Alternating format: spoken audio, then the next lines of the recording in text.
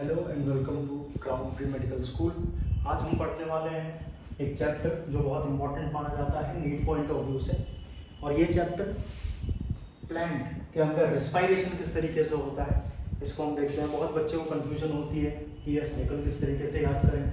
इसके आगे भी बहुत सारे साइकिल्स मिलेंगे आपको। क्रेब्स साइकिल है, ठीक है, फिर ETS है जिसको इलेक्ट्रॉन ट्रांसपोर्ट सिस्टम बोलते हैं। तो हमें मेनली सबसे पहले स्टार्ट हम करेंगे इस चैप्टर को विद अ पाथवे जिसका नाम है ग्लाइकोलाइसिस।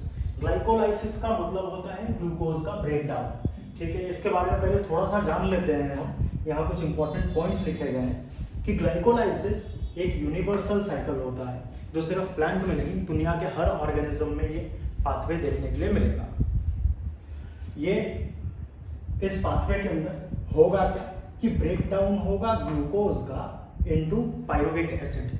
ग्लूकोज मॉलिक्यूल का पायरुविक एसिड में टूट जाना कहलाता है ग्लाइकोलाइसिस। इसके बाद हम बात करेंगे कि ये पाथवे दिखता कहाँ है, कहाँ अकर होता है। तो साइटोसोल या साइटोप्लाज्म में ये पाथवे आपको दिखेगा। चलिए इसके बाद हम बात कर लेते हैं कि ग्लाइकोलाइसिस पाथवे में जो क्वेश्चन आएंगे एग्जाम के अंदर, वो जो बोर्ड पे जो चीजें लिखी हुई हैं बस इनमें से ही आएंगे। इससे बाहर ग्लाइकोलाइसिस से आपसे कोई क्वेश्चन नहीं पूछा जाएगा। इसमें जितने सारे एंजाइम्स हैं, कहाँ कितनी एनर्जी रिलीज हो रही है, ठीक है, नेट गेन कितना होता है एटीपी का, टोटल प्रोडक्शन कितना होता है एटीपी का, और कौन कौन से स्टेप में क्या क्या होता है, क्या क्या रिलीज होता है, क्या क्या बनता है और क्या क्या टूटता है, इसके बारे में ही आपसे क्वेश्चन पूछा जाएगा। तो हम ग्लाइकोलाइसिस को स्टार्ट करते हैं। सबसे पहली चीज कि हमको पता है ग्लूकोज टूटेगा पायरुविक एसिड में, ठीक है। ग्लूकोज एक 6 कार्बन का कंपाउंड है जो फाइनली टूट जाएगा 3 कार्बन के 2 कंपाउंड्स में, 2 पायरुविक एसिड में, 3 कार्बन का 3 कार्बन का कंपाउंड, ठीक है। तो यहाँ देखेंगे हम कि ग्लूकोज से पायरुविक एसिड बनने के दरमियान इनके बीच में कौन कौन से स्टेप्स आते हैं और कौन कौन सा प्रोडक्ट बनता है। तो सबसे पहले हम बात करते हैं कि ग्लूकोज ये कन्वर्ट हो जाता है इनटू ग्लूकोज 6 फॉस्फेट, ठीक है ना, एंजाइम की मदद से। एंजाइम का नाम हम अभी याद कर लेंगे, कौन सा एंजाइम कहाँ यूज होगा। तो ग्लूकोज सबसे पहले कन्वर्ट होगा ग्लूकोज 6 फॉस्फेट में। ग्लूकोज 6 फॉस्फेट फिर कन्वर्ट हो जाएंगे फ्रक्टोज 6 फॉस्फेट के अंदर। Fructose 6 phosphate with the help of an enzyme fructose 1,6 biphosphate या बिसफॉस्फेट के अंदर कन्वर्ट हो जाएगा। अब यहाँ से ये फ्रक्टोज 1,6 बाइफॉस्फेट या बिसफॉस्फेट जो 6 कार्बन का कंपाउंड है ये कन्वर्ट हो जाएंगे, ये टूट जाएंगे 3 कार्बन के 2 कंपाउंड्स। 6 कार्बन का कंपाउंड जब टूटेगा तो 2 इक्वल 3 कार्बन के कंपाउंड में टूटेंगे। तो ये 3 कार्बन का कंपाउंड या तो डाइहाइड्रोऑक्सी एसीटोन फॉस्फेट हो सकता है या फिर 3-फॉस्फोग्लिसरल्डिहाइड हो सकता है, ठीक है।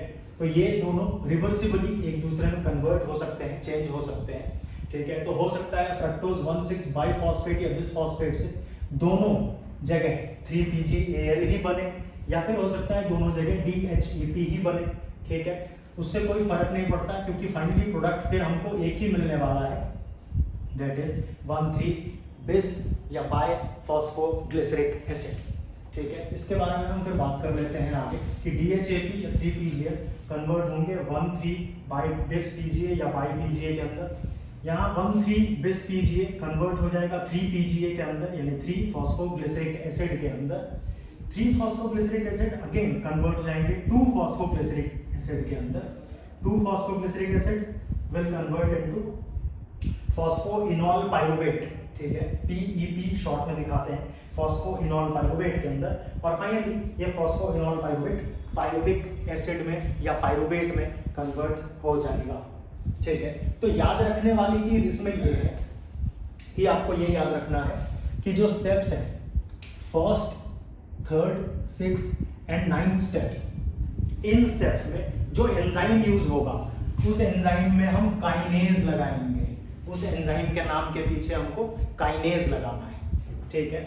उसके बाद हम बात करते हैं कि जहां जहां काइनेज एंजाइम यूज होगा वहां पे ATP और ADP का खेल चलेगा, ठीक है। ATP और ADP का खेल चलेगा मतलब कि या तो ATP यूज अप हो जाएगा और कन्वर्ट हो जाएगा adenosine diphosphate and inorganic phosphate में टूट जाएगा, या फिर एडेनोसाइन डाइफॉस्फेट और इनऑर्गेनिक फॉस्फेट मिलके जुड़ के एडेनोसाइन ट्राइफॉस्फेट यानी ATP बनाएगा।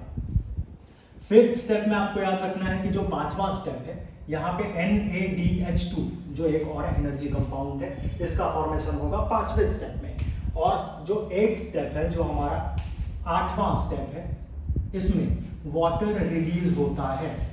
ठीक है, यानी कौन कौन से स्टेप में क्या क्या रिलीज हो रहा है, तो फर्स्ट, थर्ड, सिक्स्थ और नाइन्थ जहां काइनेज एंजाइम यूज होगा वहां एटीपी और एडीपी का खेल चलेगा।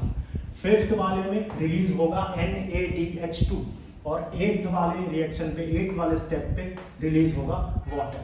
तो एक बार देख लेते हैं जल्दी से हम इसको कि जो हमारा फर्स्ट स्टेप है यहाँ पे हमने एंजाइम यूज किया काइनेज। जो थर्ड स्टेप है यहाँ भी एंजाइम यूज किया काइनेज। जो हमारा सिक्स्थ स्टेप है यहाँ भी एंजाइम यूज किया काइनेज। और जो हमारा नाइन्थ स्टेप है यहाँ भी हमने यूज किया एंजाइम काइनेज। तो रेड वाले को मैंने अलग से लिखा है ताकि आपको देखने में इजी हो और समझ में आ जाए कहाँ कहाँ काइनेज, कहाँ अलग एंजाइम्स यूज हुए हैं। तो first, third, sixth and ninth इन पे काइनेज एंजाइम। अब काइनेज के बाद क्या है कि जहां जहां काइनेज आएगा वहां एटीपी और एडीपी का खेल चलेगा, यानी या तो एटीपी बनेगा या तो एटीपी टूटेगा। तो यहाँ पे हम देख लेते हैं सबसे पहले फर्स्ट स्टेप में जो एटीपी है वो टूट रहा है एडिनोसाइन डाइफॉस्फेट और इनऑर्गेनिक फॉस्फेट में। ठीक है, थर्ड स्टेप में भी एटीपी टूट रहा है डाइफॉस्फेट एंड इनऑर्गेनिक फॉस्फेट। ठीक है, जबकि सिक्स्थ वाले पे एटीपी फॉर्म हो रहा है, नाइन्थ वाले पे एटीपी फॉर्म हो रहा है। तो आपको यहां से ही देखने के लिए मिल जाएगा कि एटीपी दो जगह यूज अप हो चुके हैं, फर्स्ट और थर्ड प्लेस पे, जबकि सिक्स्थ और नाइन्थ यहाँ पे यहाँ पे यहाँ पे और यहाँ पे एटीपी का फॉर्मेशन हो रहा है। यानी 4 एटीपी बनते हुए दिख रहे हैं हमको और 2 एटीपी यूज अप होता हुआ दिख रहा है। ठीक है, तो इस बेसिस पे हम बता सकते हैं कि जो नेट गेन है हमारे एटीपी का, नेट गेन ये 4 एटीपी जो बना है 1, 2, 3 एंड 4 और 2 एटीपी इसमें से माइनस कर देंगे जो एटीपी यूज अप हो चुका है, 1 और 2। ठीक है, और हमारे पास बच गया कितना, 2 एटीपी। तो नेट गेन हो गया हमारे पास 2 एटीपी का। इसके बाद हम बात करते हैं कि फिफ्थ स्टेप पे बनता है NADH2। NADH2 एक NADH2 मॉलिक्यूल 3 एटीपी बनाता है, तो 2 NADH2 मॉलिक्यूल 6 एटीपी बनाएगा, 6 एटीपी बनाएगा। तो अब हम खुद देख लेते हैं कि टोटल प्रोडक्शन कितने एनर्जी का हुआ है, तो 2 एटीपी और 6 एटीपी मिलकर बनाते हैं 8 एटीपी। 8 एटीपी का टोटल एनर्जी प्रोडक्शन होता है। ठीक है, इसके बाद हम बात कर लेते हैं एट्थ स्टेप जो है, एट्थ स्टेप में वाटर रिलीज होगा।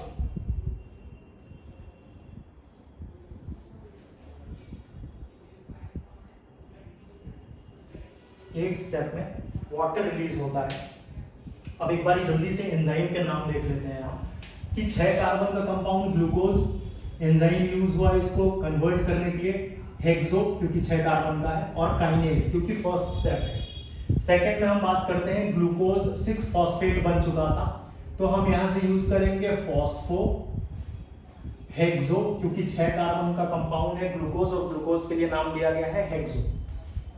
तो फॉस्फो हेक्सोज आइसोमरेज यानी फ्रक्टोज में कन्वर्ट हो जाता है, अपने आइसोमर में कन्वर्ट हो जाता है, इसी वजह से एंजाइम है यहाँ पे आइसोमरेज।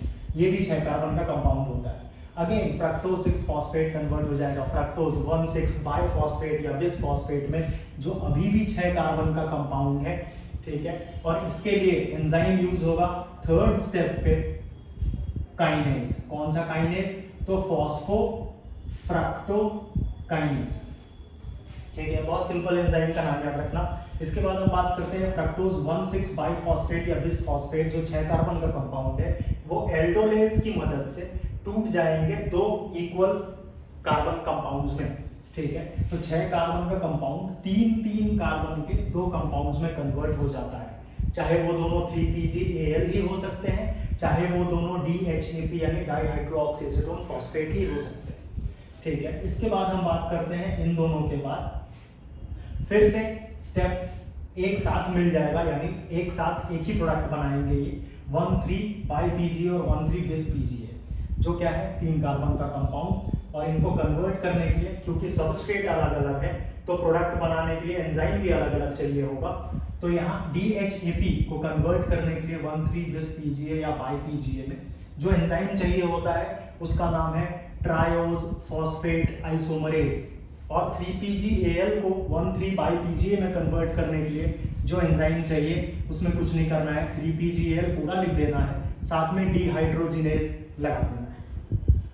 इसके बाद सारे एंजाइम्स फिर सेम चलेंगे, क्योंकि अब सबस्ट्रेट भी सेम है और प्रोडक्ट भी सेम बनना है, ठीक है। तो यहाँ 1,3 बिस पीजीए को कन्वर्ट करना है 3PG यानी फॉस्फोग्लिसरेट या फॉस्फोग्लिसरिक एसिड में, और क्योंकि ये 6th स्टेप है तो यहाँ काइनेज लगाना है। तो कुछ नहीं करना है, फॉस्फोग्लिसरिक एसिड का नाम लिखना है और साथ में काइनेज लगाना है, फॉस्फोग्लिसरिक एसिड का नाम लिखना है और साथ में काइनेज लगाना है। इसके बाद हम बात करते हैं 3PG यानी 3 फॉस्फोग्लिसरिक एसिड कन्वर्ट हो जाएंगे 2 फॉस्फोग्लिसरिक एसिड के अंदर, और इनको कन्वर्ट करने के लिए जो एंजाइम यूज होता है उसका नाम है फॉस्फोग्लिसरिक एसिड म्यूटेज, फॉस्फोग्लिसरिक एसिड म्यूटेज, ठीक है। फाइनली 2PGA से बनना है फॉस्फोइनॉल पाइरुवेट। तो इनॉल पाइरुवेट बनाने के लिए जो एंजाइम यूज होगा उसका नाम है इनोलेज, ठीक है। फाइनली फॉस्फोइनॉल पाइरुवेट से कन्वर्ट हो जाएंगे पाइरुवेट एसिड का फॉर्मेशन हो जाएगा। और ये करवाने के लिए जो एंजाइम चाहिए, क्योंकि 9th स्टेप है, 9वां स्टेप है, इसी वजह से यहाँ पे पाइरुविक एसिड काइनेज एंजाइम का इस्तेमाल होगा, पाइरुविक एसिड काइनेज एंजाइम का इस्तेमाल होगा। तो बहुत ही सिंपल है, ठीक है।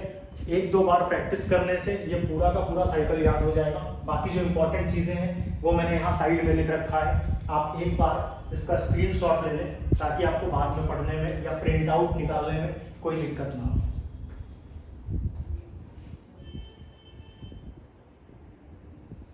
तो अब हम मिलते हैं नेक्स्ट टॉपिक के साथ नेक्स्ट वीडियो लेक्चर में, तब तक के लिए थैंक्स।